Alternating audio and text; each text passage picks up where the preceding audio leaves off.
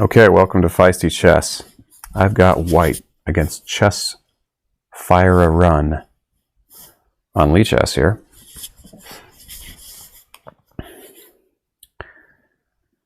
And we've played e4. As usual, we'll see what our opponent does. I'm playing a lot of 10-0 games lately. Okay, this might be a misfire. All right, right in the nick of time. The Sicilian. Okay, we'll go with our Morra Gambit.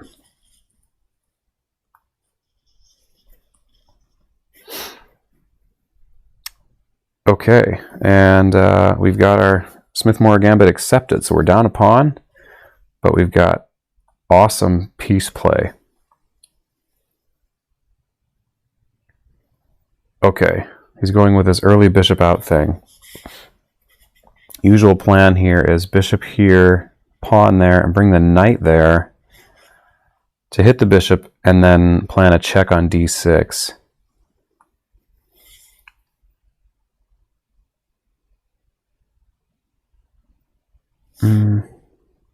Problem is, well, let's just keep our plan going here.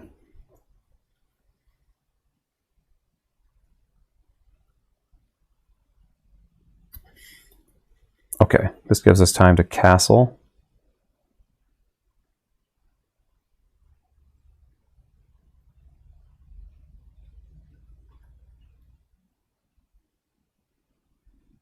Let's see, if I push, I gotta think this through. He'll probably go knight e7, getting ready to castle. And then knight here is met by bishop b4 check. He has not played knight c6, which is usually a sort of a precursor move in these kind of positions. Can I take advantage of the fact he hasn't played knight c6 yet?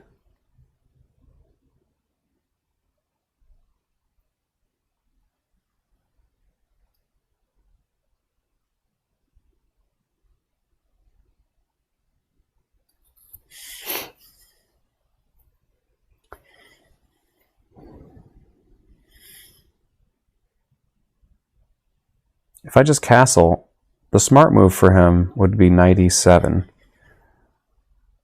And then what have I got? I'd like for him to go knight f6. Then I can play this move here with tempo, e5. I'm thinking the move has to be just castles. Just castling at this point. Let's see what black does. We don't want to get too far down on time.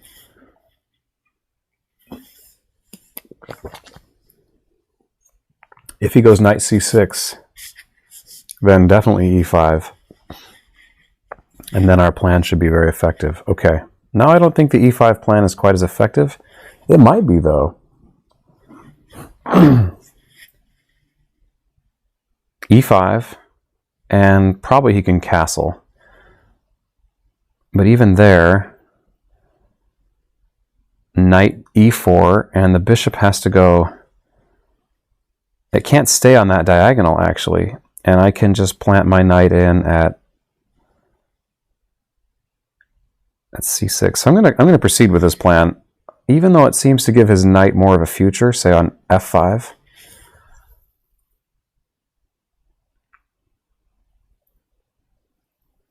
So if he doesn't castle now, I get a check on d6.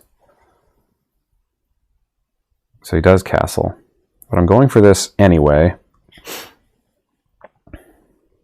I suppose he could play queen to b6, or... Okay.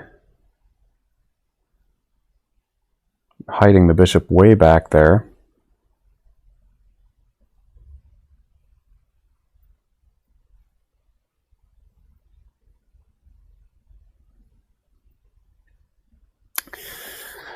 Well, bishop g5 looks tempting.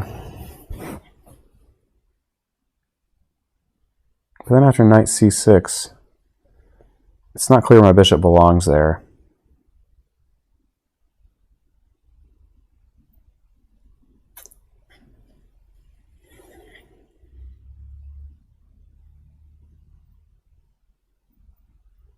Let's just put the knight on d6 and see what black does. He could try for f6. Okay. He's going for that.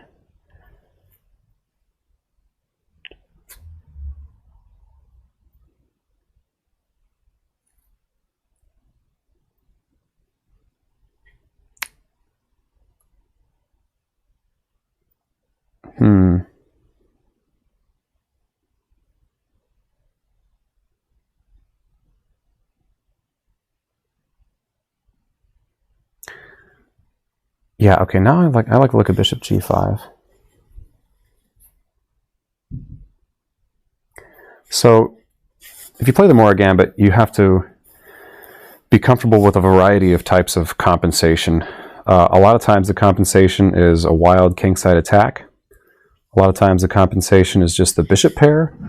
A lot of times the compensation is simply a positional pull like this. Okay, I think just queen to e2 holds on to everything here.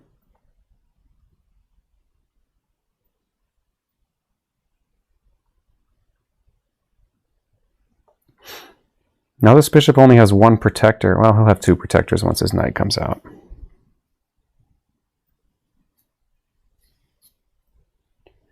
Maybe I can transfer this bishop to c3 by heading to d2. That looks pretty good.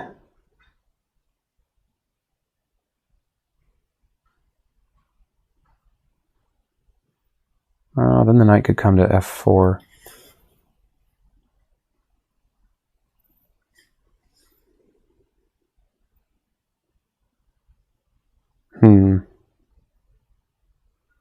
Let's just back that up with a rook.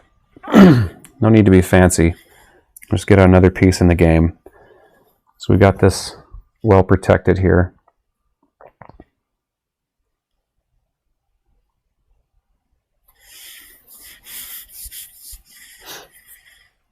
He could try bishop b8. And I think rook a to d1 looks good. Making sure I can recapture with a piece and not with that e-pawn. Although recapturing with the e-pawn also makes sense. Keeps things pretty shut in, and now his intense focus on e5 doesn't make as much sense. But this bishop, yeah, he'd have to like give up the bishop pair. Okay. What am I missing here? What am I missing? Is there a fork? Yeah, there's a fork. But I think that only weakens his king side in the end, right? Okay, I need to take.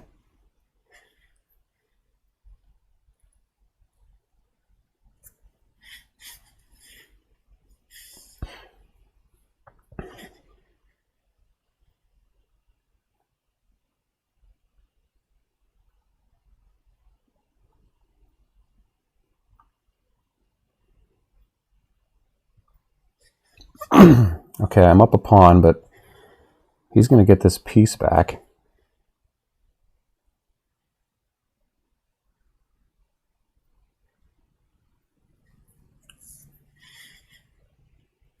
Where does my rook want to be?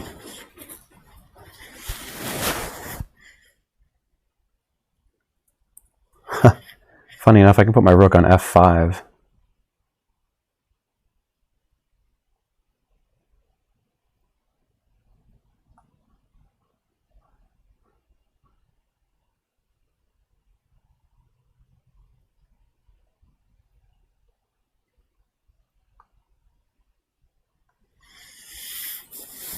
Or I could take the bishop, take the pawn, and then put the rook on f5.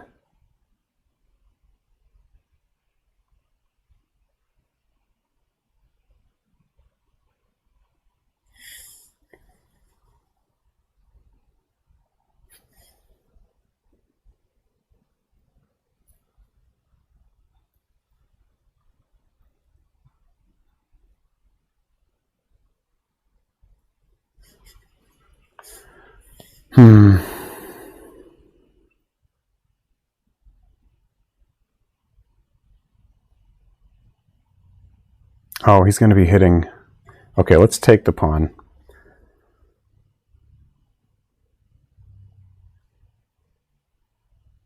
Oh, he takes with the rook. Well, that makes sense, doesn't it?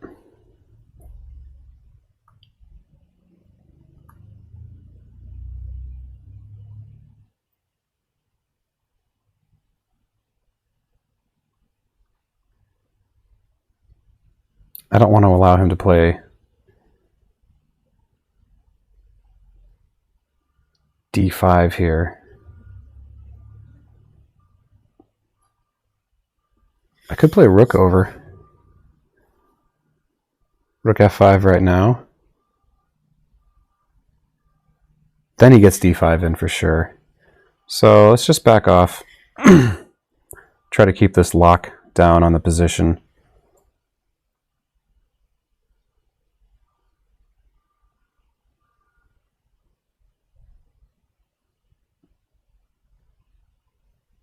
I suppose he can get e5 in now. I should have gone rook to f1. That looked like too passive a move, though. I can do better things.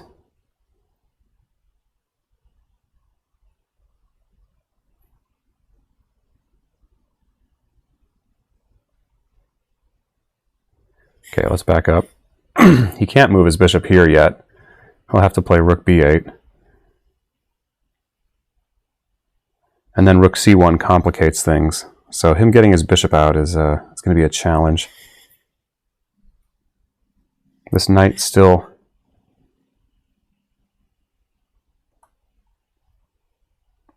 Okay, now is his bishop just lost? I think his bishop is lost. He can't defend it again, he can't move it.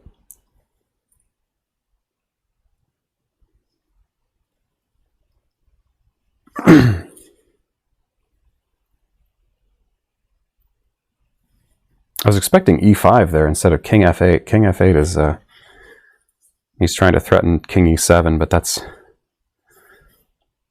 clearly just loses here. So, yeah, this is the kind of compensation. I mean, I wasn't afraid to trade queens. To be fair, I didn't see the little fork tactic he had in the end. And black might have been better here, but king f8 was a big mistake. So black might be better, but he's still uncomfortable. And that means... that means he'll still be the one struggling to coordinate his pieces.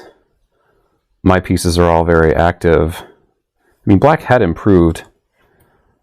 I mean, even here, maybe he's fine. Maybe rook b8, and black is doing all right.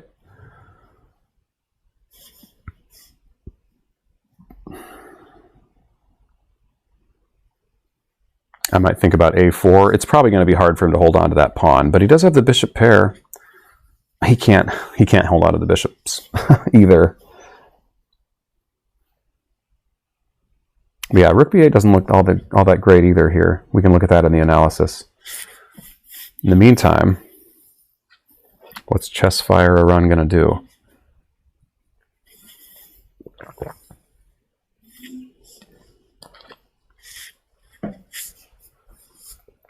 He's going to play a waiting move.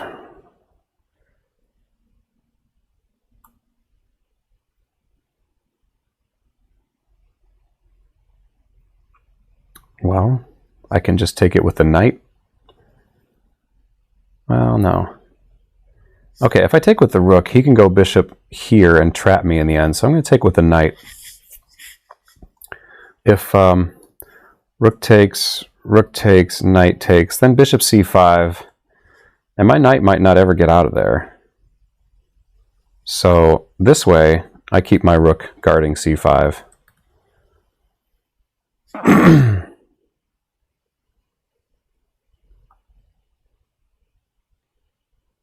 And we'll just bring the knight back. I don't see any threats.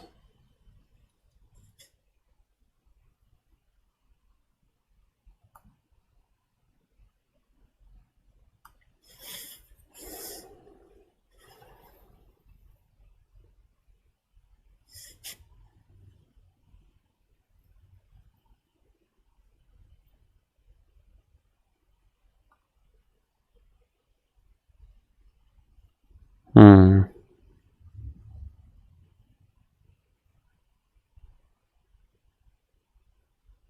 Let's keep the open C file for ourselves. I'm not a big fan of using that rook to do that. He wants to play D5.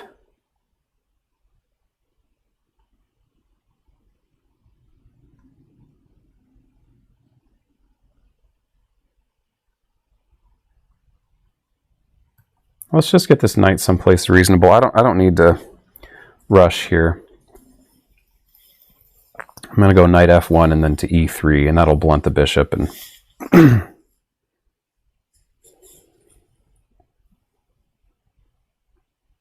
I was looking at also a rook here, but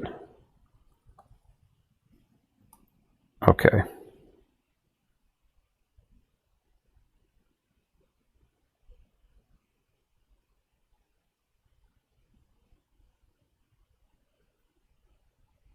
Yeah, I like the knight on E3.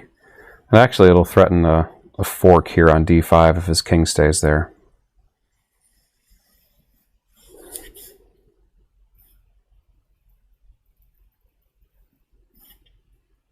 Being up a piece here, it's just a matter of keeping my pieces in a good position.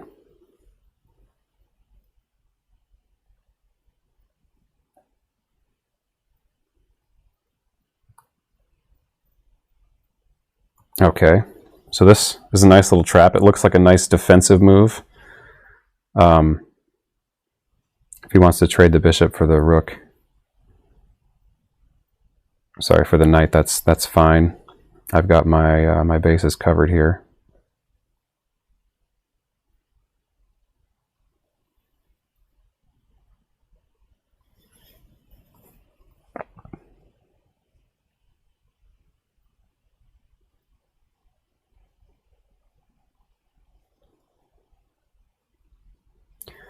It looks like a defensive move, but if he plays like, I don't know, A4, A5, these moves that are defensive, but also sneakily offensive, because I don't know, maybe he doesn't see that threat.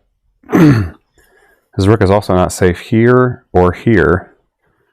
Oh, that is one way to go about this.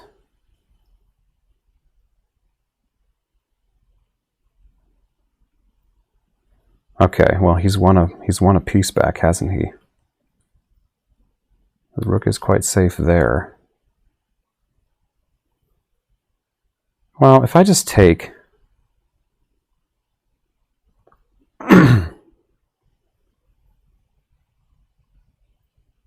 yeah, take the rook. He's offering a draw. He gets the rook back, but he has to simplify further to do this, and I'm just going to be up a bishop for 2 pawns. So now if I play king f1, then he's got to just take. And my rook can always come back to challenge the c file on c2 thanks to my bishop.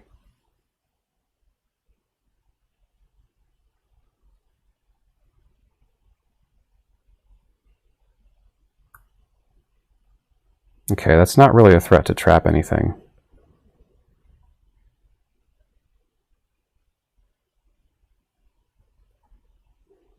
Do I need to be concerned about that?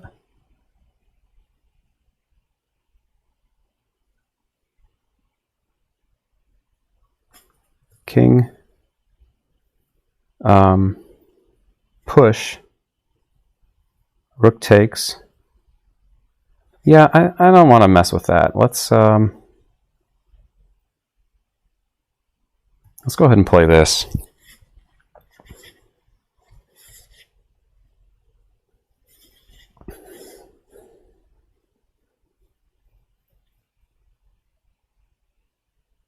Okay, now king f1.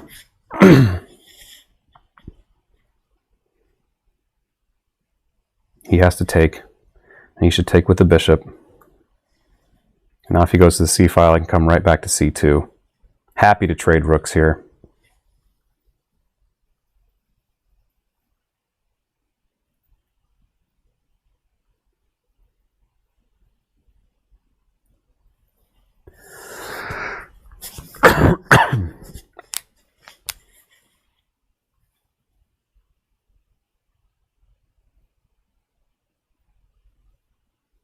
It was a nice tactic from him to sneak a pawn off of me. I should have been aware of that. But at the cost of greatly simplifying the position. So sometimes it's easier to win when you just simplify, even if it means it costs you some material.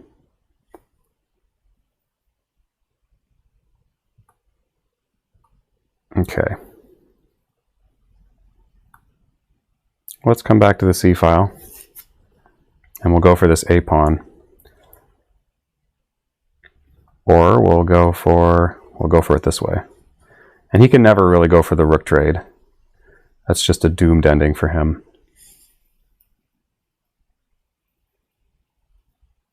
So my rook is coming to A7.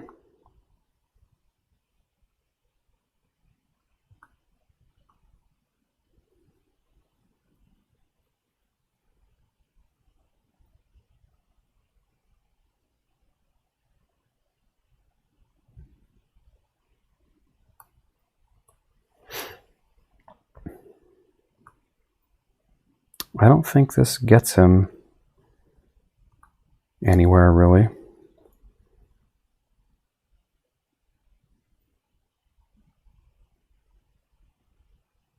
There is that.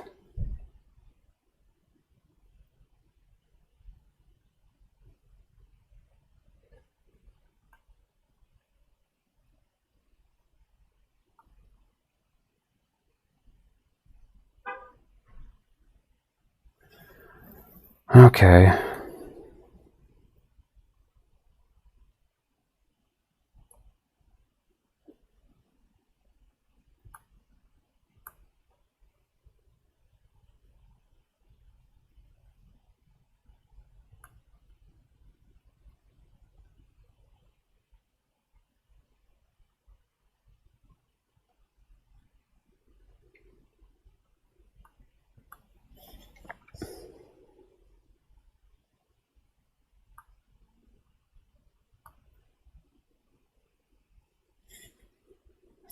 Holding, but only barely, it seems.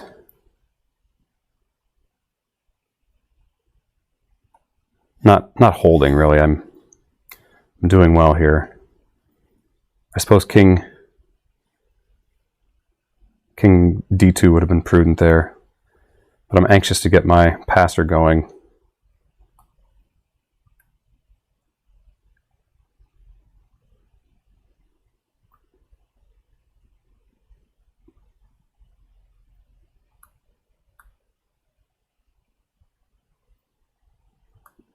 Let's hang on to this thing. Oh, I could have hung on to it easily with pushing it, actually.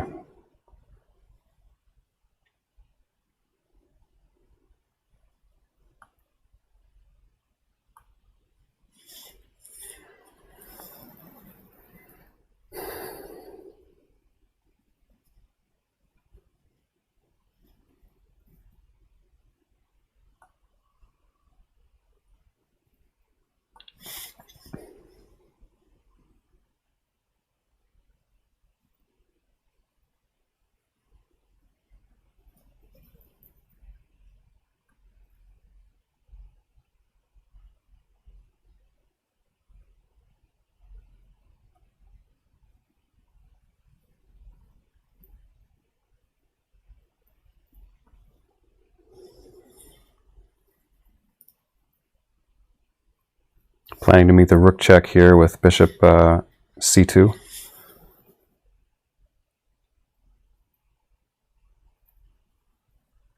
This allows us to advance our pawn. His king is actually forced back, which is nice. Now we got two pieces guarding this pawn. I can go rook over here. We'll just shut that idea out.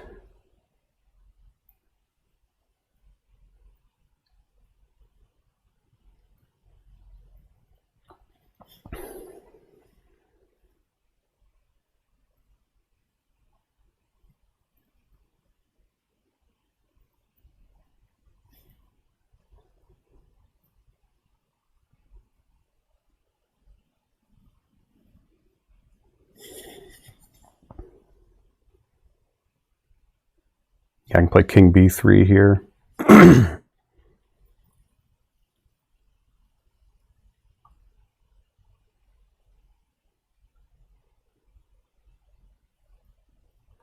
Let's go ahead with king b3, just to get that rook off my bishop.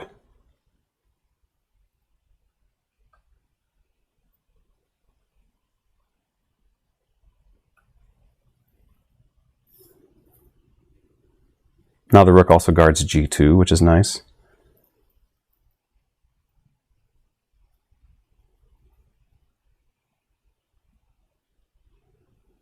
Yeah, I didn't see a lot of useful moves for him here.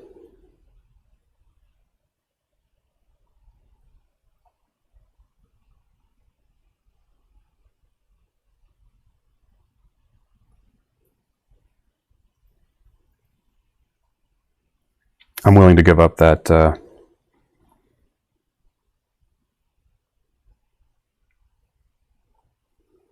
pawn here. Ooh, this is intense. I should be able to collect this e-pawn, I think. The d-pawn, I mean. Okay, he's going that way, so this is nice for me.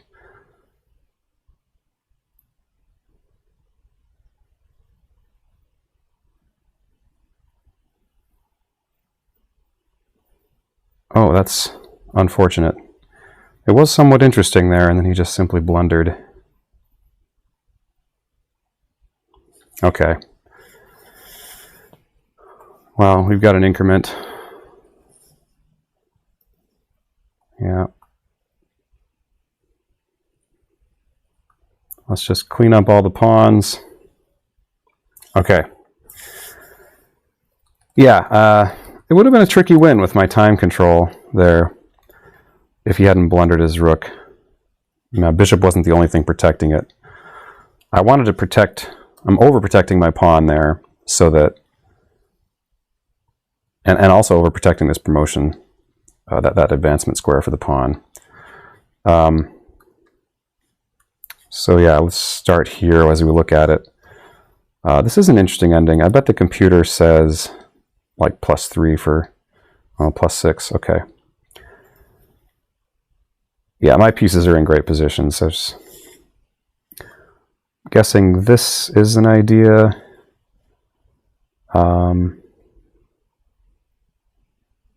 Now just rook king here, I'm thinking. And actually, I can build a mating net given where his king is. Let's say he goes after my bishop. I can simply come here and threaten a mate. And then if he checks, well, I just block with the bishop, and this bishop makes the mating net even better. So there's nothing he can do to get out of the mate now. The mate is coming. So he has to just give this up. And both of these pawns are not yet on the 6th rank. When they're both on the 6th rank, I'm screwed here. Unless I can work out a mate. It'd be interesting if they're both in the 6th rank, but as it is now, I can just grab one and still in time to stop the other. But what if I tried something like this?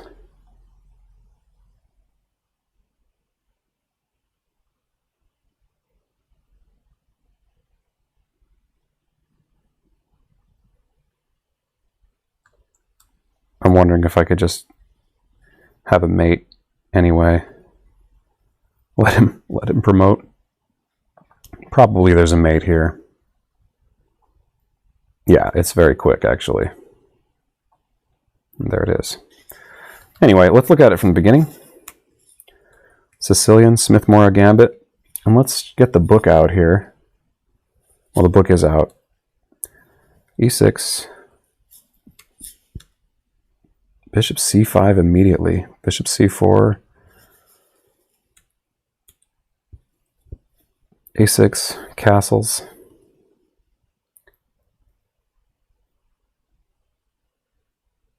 I'm not sure why a6 in this position. I would expect knight e7 immediately.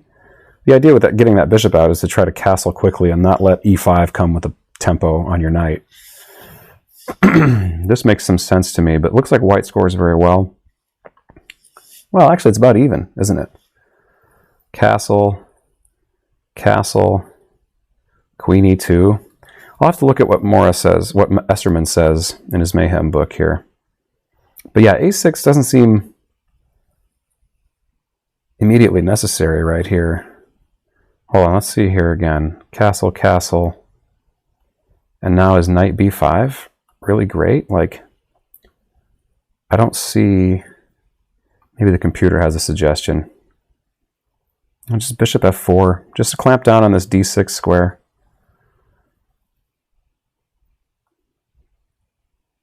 Bishop f4.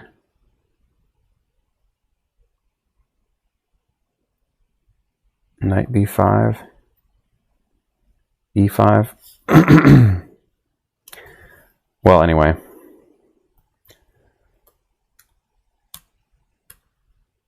Even if you don't quite know what to do in the Morra, a lot of times the general plan is going to be good enough.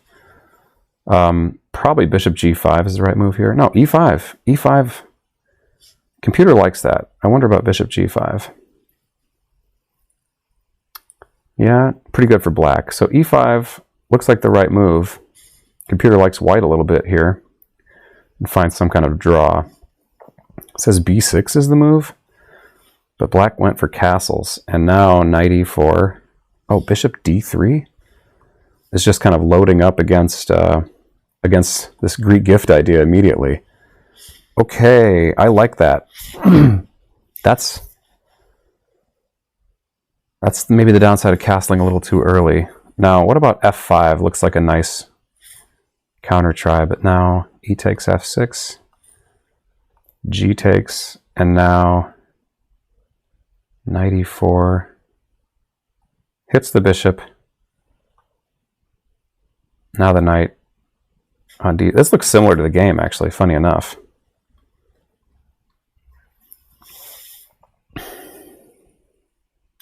The knight means the rook can't come here to defend on the 7th rank. That's pretty key.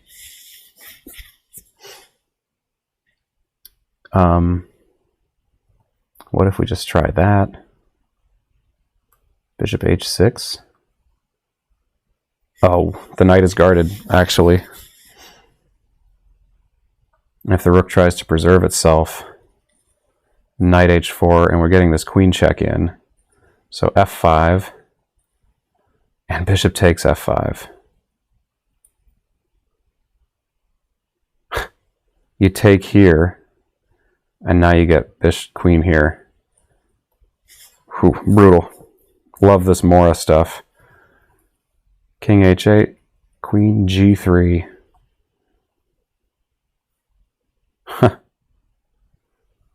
And then if this, and that's a nice little mate. So, okay.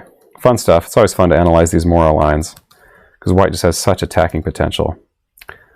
I did go for that. Castles, knight e4. Okay, it likes knight e4 even better than bishop d3 right now because we just looked at bishop d3. So knight e4, and it wants b6. Oh, now bishop g5. Okay, I don't need to rush with this because I have control over d6. Bishop g5. I would expect knight here, and now knight f6 check.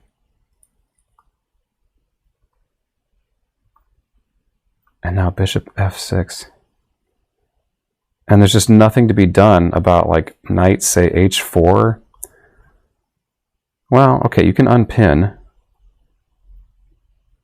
It says knight g6 immediately. Why not unpin first? Or maybe this is more natural, out here. Queen c1. Queen c1, or, yeah, if queen d2 is not available, queen c1, and she's coming for the mate. There's just nothing to be done except large-scale sacrifices. So this doesn't work now because queen h6. Okay. Oh, it would have been great to see that. I feel like I should know this stuff. And I went for the positional pull instead, but I had much better. Bishop g6.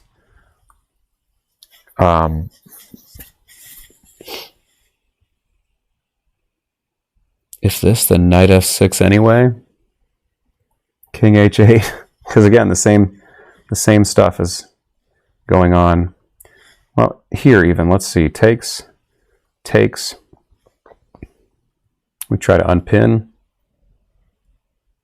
Bishop d3. What about queen d2?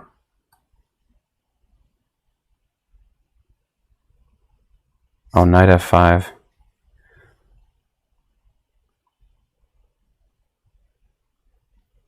Knight f5, but then bishop d3 anyway. We're going to chop that knight. And then we're going to chop here. King h7. Knight g5. You could probably also do this. This is kind of a really extensive analysis here, but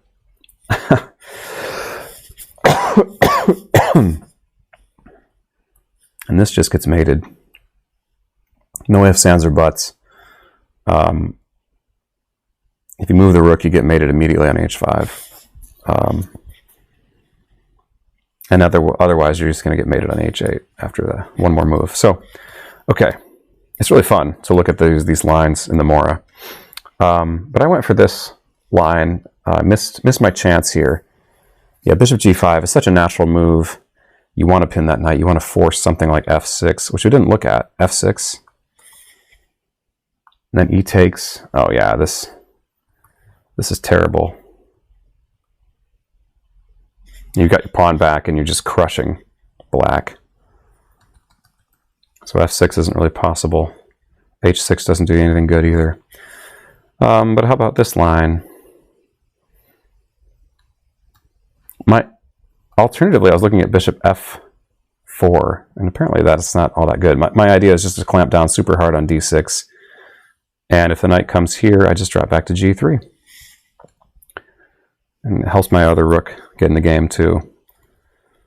But now that's not possible, because the knight on g3, on g6. Bishop there, not as good as bishop d3. Now it wants to go back with the bishop to d2. Ooh, it doesn't like that. Knight c6. Yeah, okay. I didn't play this in very good Morra style, and he found a nice little simplifying tactic, which really didn't cost him a pawn or anything. Oh, rook e2 is best here. The problem with rook f1, I mean, it uses a piece I'm not using. But then it takes a long time for me to like break the pin and actually play something like this. And in the meantime, he's getting his queenside going. So I want to come back here. I was surprised he didn't go for e5. Oh, he can't go for e5, his king. This is why he played king f8 when he did. All right, bishop c5 is one nice idea to try to get rid of that knight. Actually, rook d2 is just... I think this looks pretty good. The rook comes to f5. Take.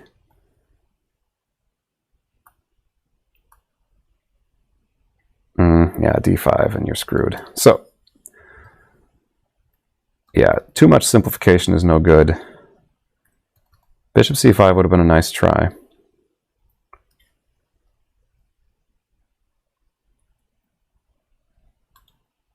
He goes for this. Bishop c5 is still possible, but instead he went for king f8 to try to break that pin. Maybe he wanted to play e5.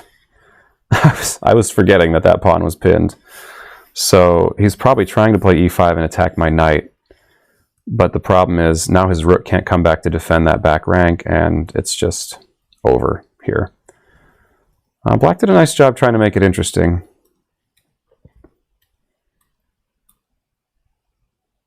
Yeah, rook c to c2. Obviously a better choice here. I don't have to hurry with knight to e3.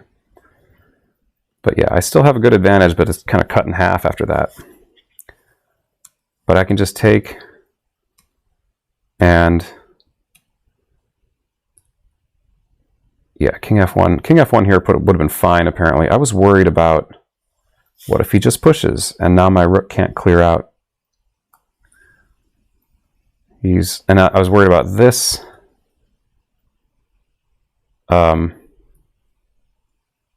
Rook c to c8. Okay, and we save both rooks, and this is not a problem because we have rook a8. Okay, I didn't see all that. I went for the simpler idea.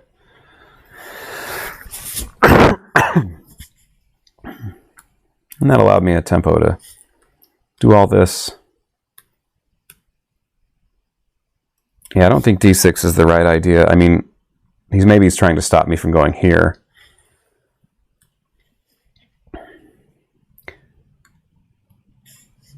Yeah, probably king e2 is better here.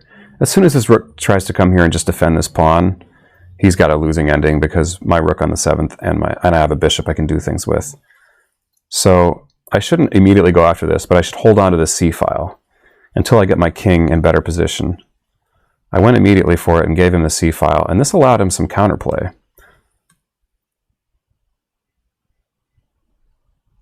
So yeah.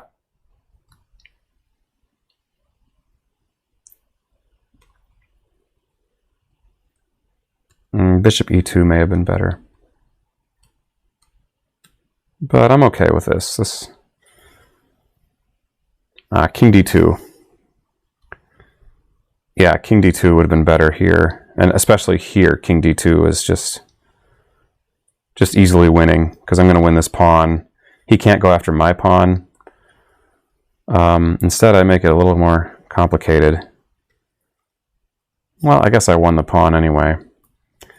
But it just kind of becomes a little more difficult.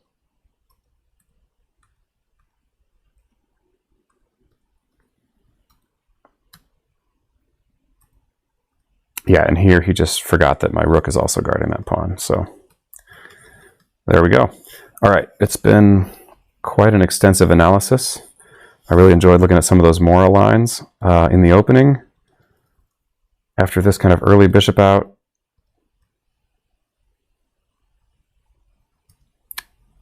yeah, knight e4, but then remembering to keep coming with your pieces. You know, this is the idea in another line I'm familiar with that's similar, is get your knight here, especially when that's a check, and then the king has to go to f8. But since black got castled so early, I should look for other things to do rather than just jump to that square immediately. So bishop g5 would have been really crushing here. I think knight c6 is natural. And then knight f6. I played a game with a similar theme as this recently. And the big threat is just a queen onto this diagonal. And you can't stop that. So anyway, thanks for watching.